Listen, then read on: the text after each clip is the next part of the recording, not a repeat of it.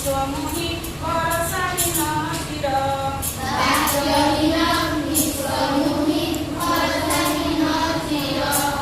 सकल चक नेबारे सही दक्षय मो शिर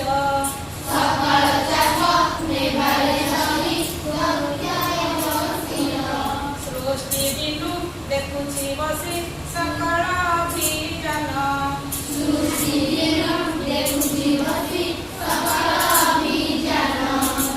आकाश तले धूଳି कणा मु विश्वे अति सान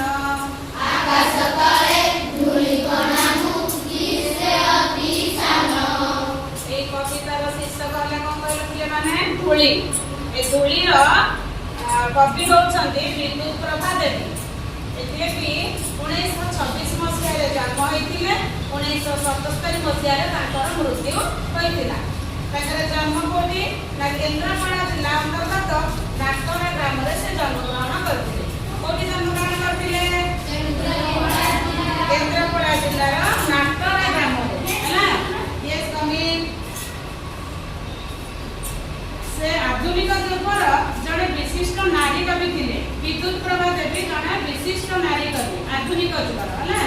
ତାଙ୍କର କଣ କଣ ସବୁ ଆଦର୍ଶ ଥିଲା ନା ଉତ୍କଳ ସାରସ୍ୱତ ପ୍ରତିଭା, ସ୍ୱପ୍ନ ଦୀପ, ମରିଚିକା, ଝଡ଼ା ଶିଉଳି, ଯାହାକୁ ଯିଏ, ବନ୍ଦନିକା ପ୍ରଭୃତି ପ୍ରକାର ବହୁତ ଗୁଡ଼ିଏ ସୁନ୍ଦର ସୁନ୍ଦର କବିତା ତାଙ୍କ ଦ୍ୱାରା ରଚିତ ହୋଇଥିଲା।